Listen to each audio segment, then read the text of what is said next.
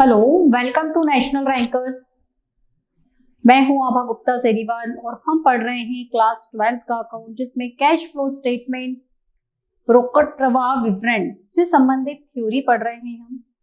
इसके पहले मैंने आपको cash flow from operating activities में किस तरीके से हमको कैश फ्लो निकालना है, उसकी दो मेथड हैं। एक है डायरेक्ट मेथड और एक है इनडायरेक्ट मेथड। डायरेक्ट मेथड में आपको बता चुकी कि डायरेक्ट मेथड में जितनी भी प्राप्तियां होती हैं उनमें से समस्त भुगतानों को माइनस करने के बाद जो अमाउंट आती है वो cash flow from operating activity कहलाती है। उसका अकाउंटिंग स्टैंडर्ड AS3 के अनुसार मैंने आपको फॉर्मेट भी बताया और साथ ही डेटर्स क्रेडिटर्स की अमाउंट कैसे आपको निकालना है और एम्प्लॉइज को दी जाने वाली अमाउंट आपको किस तरीके से निकालना है वो भी बताया। तो अब हम आगे इसमें अपने वीडियो में पढ़ेंगे अप्रत्यक्ष विधि, इनडायरेक्ट मेथड, जो अक्सर आती है एग्जाम में और इसी मेथड के क्वेश्चंस ज्यादा हमको बुक में भी देखने को मिलेंगे। जब हम न्यूमेरिकल प्रॉब्लम सॉल्व करने जाएंगे तो यही मेथड हमको सबसे ज्यादा फॉलो करना रहेगी। तो आइए देखते हैं हम कि इनडायरेक्ट मेथड क्या है, उनमें किन आइटम्स को प्लस किया जाता है और किन आइटम्स को माइनस किया जाता है। इनडायरेक्ट मेथड में जो भी बिजनेस के नेट प्रॉफिट्स होते हैं, शुद्ध लाभ होते हैं, उनके आधार पर परिचालन क्रियाओं से रोकड़ प्रवाह की गणना की जाती है। इस विधि में statement of profit and loss account तथा बैलेंस शीट में दी गई सूचनाओं के आधार पर निम्न चरणों में परिचालन क्रियाओं से रोकड़ प्रवाह निकाला जाता है।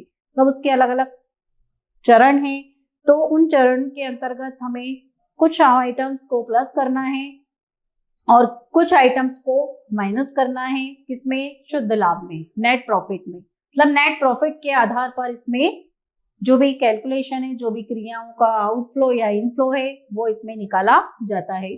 तो सबसे पहले स्टेप 1 में देखो, वर्ष के कर एवं असाधारण मदों से पूर्व लाभ का निर्धारण माइनस कर के पूर्व का लाभ। मतलब जो भी कर के पूर्व का लाभ है वो इसमें से माइनस कर दिया जाता है। अब देखिए इसमें कुछ आइटम्स ऐसे हैं जो प्लस किए जाते हैं, जैसे कि प्रस्तावित लाभांश। अब करंट ईयर का प्रस्तावित लाभांश शुद्ध लाभ में जोड़ दिया जाता है। क्यों? क्योंकि इससे रोकड़ का प्रवाह अभी हुआ ही नहीं है, ये सिर्फ एक प्रावधान है। क्या है ये? प्रावधान है, ये अभी दिया नहीं गया है, अभी ये प्रस्तावित है। तो इसीलिए प्रस्तावित लाभांश को करंट ईयर का जो शुद्ध लाभ होता है उसमें प्लस कर दिया जाता है। क्यों? क्योंकि जो प्रस्तावित लाभांश है वो सबसे पहले बोर्ड ऑफ डायरेक्टर्स के द्वारा, संचालक मंडल के द्वारा प्रस्तावित किया जाता है और उसके बाद अंशधारियों के द्वारा एनुअल जनरल मीटिंग में उसको अनुमोदित किया जाता है। तो अनुमोदन करने के पहले, AGM के पहले प्रस्तावित लाभांश को लायबिलिटी नहीं माना जाता है। प्रस्तावित लाभांश दे तो हो जाता है लेकिन उसको लायबिलिटी नहीं माना जाता है, क्योंकि इसका जो भुगतान है वो अगले साल किया जाएगा। कब किया जाएगा? इस साल वो ड्यू हुआ है।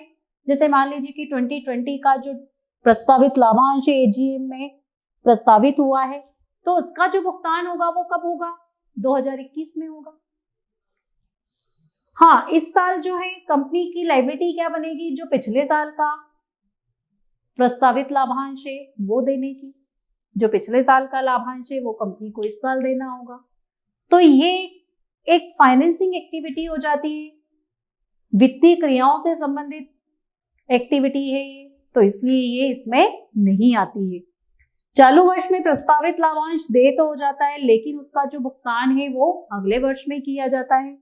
पिछले वर्ष का प्रस्तावित लाभांश इस वर्ष में दे हो जाता है, चुकाया जाता है।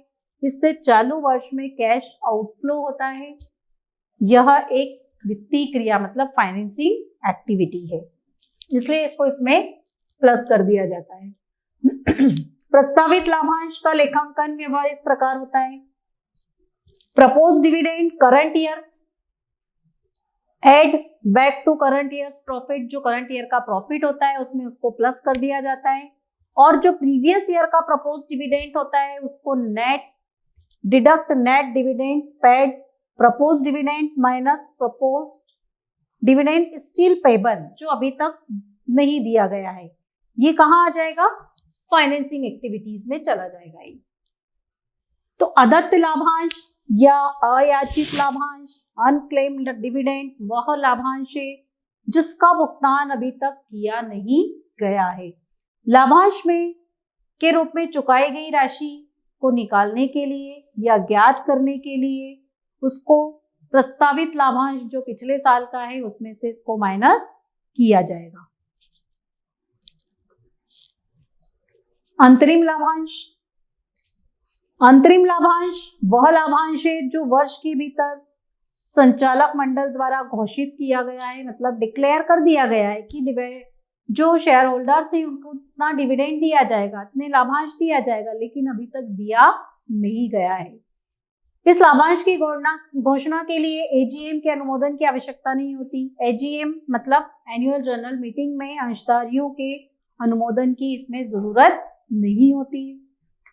अब यह लाभांश जिस वर्ष घोषित होता है उसी वर्ष इसका भुगतान भी हो जाता है।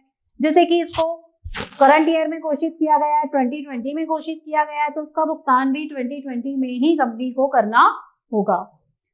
अंतरिम लाभांश का लेखांकन व्यवहार इस प्रकार है। Add to current year's profit, current year का जो प्रॉफिट होता है उसमें इसको प्लस कर दिया जाता है, और कैश यूज्ड मतलब कैश आउटफ्लो फाइनेंसिंग एक्टिविटी में दिखाया जाता है। संचय में हस्तांतरण, थर्ड पॉइंट हमारा।